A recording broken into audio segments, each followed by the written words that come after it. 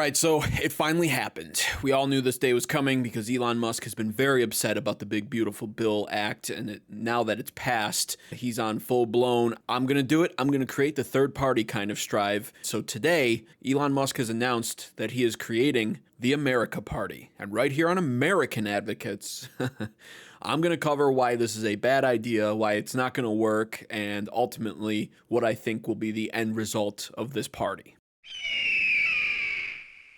Here's the official tweet.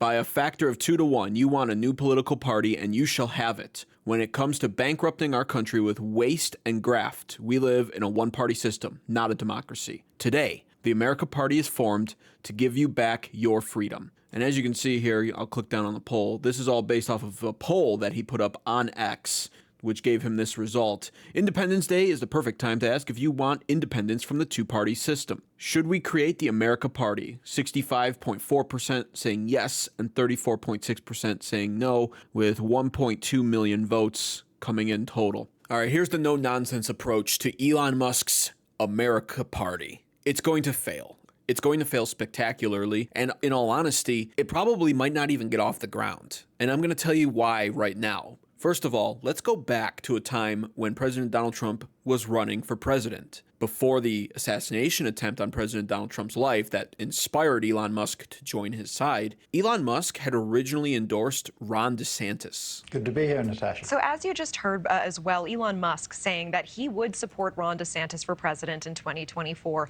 Is this a big deal for DeSantis, or would a Musk endorsement even move the needle? Spoiler alert, it did not move the needle. He could not get Ron DeSantis elected, and President Donald Trump won by a long shot. But this isn't the only time Elon Musk campaigned for something and ultimately failed. Let's not forget the whole Wisconsin State Supreme Court thing that happened just a few months ago where Republicans were down bad on that. Elon Musk tried to go there to save the day. Bless his heart for that, to be honest with you. That was a good thing on his end to do so.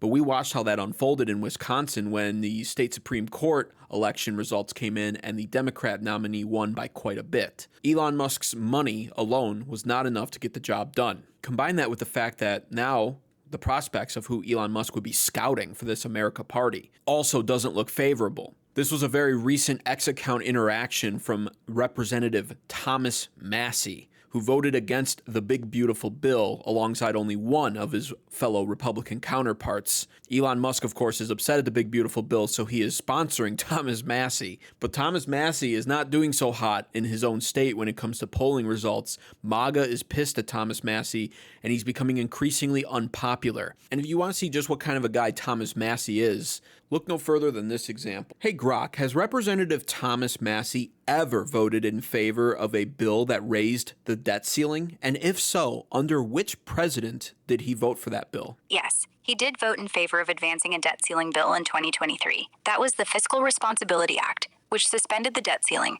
and it happened under President Joe Biden. Massie's vote in the House Rules Committee was key to moving the bill to the House floor.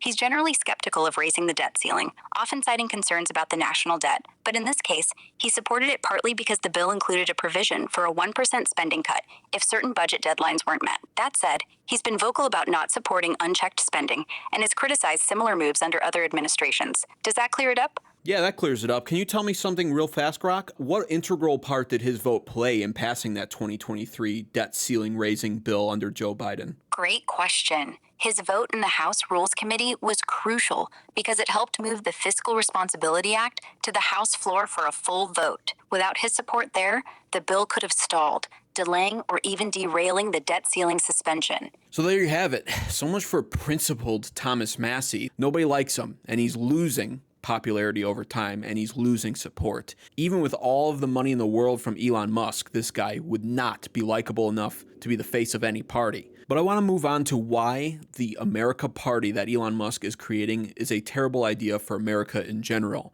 And what I actually want to do is I want to use Canada as why it's such a bad idea. You see, the America Party would not even be a third party. It would be a fourth party in all honesty, because we have the Democrats, the Republicans, we have the Libertarians who are not going to all jump on the America Party. Some of them probably would at first. But the problem with Libertarians are they're so principled that if you defy anything that goes against what they believe, you're all of a sudden not a true libertarian and you're the enemy. Libertarians literally are fence riders in a way. And it comes back to bite them every time because they expect perfection. They want this perfect harmony and balance in politics that doesn't exist and never will. So they're always going to be their own party to some degree, and they're always going to prop up their own leader to some degree. And then after them, you have now the America Party. That's 4 parties, and that's how that would work. It's going to fracture the American political system, and potentially more so the right than the left. Although the left is in shambles and widely unpopular, they do always rally together and stay strong when it comes down to being unified against the Republican agenda. We just saw that with the Big Beautiful Bill, where they unanimously voted against it, despite the fact that internally the Democrats are fracturing as well. So when it comes to the Canadian parties, they have 5 prominent parties, and they just had an election this year. And I want to show you how that goes, because this is the ultimate pitfall to having more than 2 parties. What we have here, the April 28th, 2025 Canadian federal election. Leader Mark Carney. Now, this is the guy who's currently the Prime Minister of Canada, obviously. He won with 32.6% of the votes. That's it. You see, President Donald Trump won our election with the majority. He won all 7 swing states. He won the Electoral College. He won the popular votes. And every single state in America shifted more conservative during the November elections. So it's safe to say that he won the majority of the nation's vote. And that's why his approval rating, especially within his own party, is so good still, because people are widely happy with the election results. And on top of that, of course, they're happy with the job that President Donald Trump is doing. But the more parties you have, the more you divide the voters, and the less the voters feel satisfied after an election result. 32% voted for Mark Carney. 33% voted for Pierre. So if Canada was a 2-party system, Pierre Poilievre, their conservative, would have won, at least based off of this proportion right here. But it's not a 2-party system. You have this guy. I don't even know who this guy is. I've never heard of him before. But he stole 7.64% of the Canadian vote. You have this guy, New Democratic Party. He took 17.8% of the vote. And then you have this guy, the Green Party, who took 2.33% of the vote. And so what you have as an end result is only 32% of Canadians feeling very satisfied with their leader. And of course, what happens is they form coalitions and PACs and whatnot during elections, which is actually how they got Carney in, because I know one of the other liberal parties formed a super liberal party, and they basically got Carney in over Pierre as a result, which is also, it's just dirty politics to some degree, and it's a mess. And still, this is why Canada continually has elections, because in Canada they can call elections if they're not satisfied, unlike here in America. They'll call for a new election, and that happens a lot. And this is why right here that happens a lot, because the vote is so fractured and divided that nobody ever winds up being happy, because the majority of the country is not deciding their leader anymore. Small fractions are. Americans think they want variety, but think about it like this. When I go to the store as a guy and I go down the toothpaste aisle and I just need to replace my toothpaste so I can brush my teeth, and all of a sudden I see 238 different varieties of toothpaste, it pisses me off. And that's toothpaste. It's not that important of a decision, okay? Your teeth are going to get cleaned if you brush them. But that's the example I'm choosing to use to prove a point here. Variety can cause a headache. Variety can cause more divide. Variety can overcomplicate things. But when it comes to politics, a much more serious matter, I believe that though the 2-party system certainly can't be perfect, anything more than that is just asking for a disaster. You need to refine talking points down into 2 sides. It's worked for several decades. So ultimately, I think this America Party is going to be a disaster. And furthermore,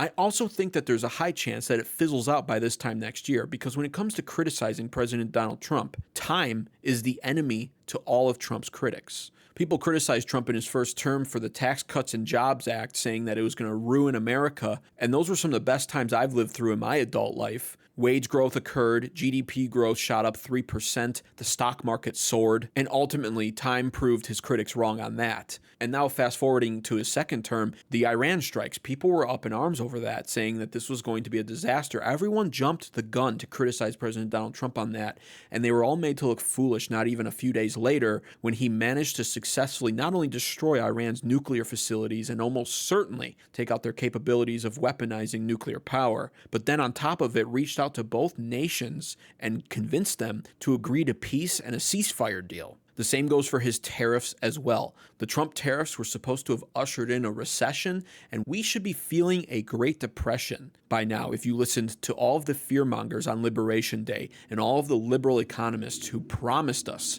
the stock market, which is hitting record highs currently, by the way, was supposed to have crashed, and the Great Depression was supposed to be here. Where is that? Where's the Great Depression? Where's the second Great Depression of America? I don't see it. All I see is tariff revenue being generated for America, and likely what I see happening is Trump finding ways to eliminate more and more taxes for the American people because he can now fill the void that would be caused by that with tariff revenue. The same is going to go for this big, beautiful bill that's upset Elon Musk. There's a lot of good in that bill. And what libertarians and what Elon Musk and his new America Party doesn't understand, once again, is that perfection is the enemy of good. By this time next year, I expect America's economy to be in such a good spot. I expect America to be back and better than ever, so much so that people will not feel the need to be voting for a fourth party, the America Party. I truly believe it'll fizzle out over time, but what are your thoughts and opinions? Comment down below. Is Elon Musk doing the right thing here, or is he dividing America further when it comes to politics and possibly risking ruination by dividing the Republican Party unnecessarily? Don't forget to subscribe also to American Advocates unless you're a liberal.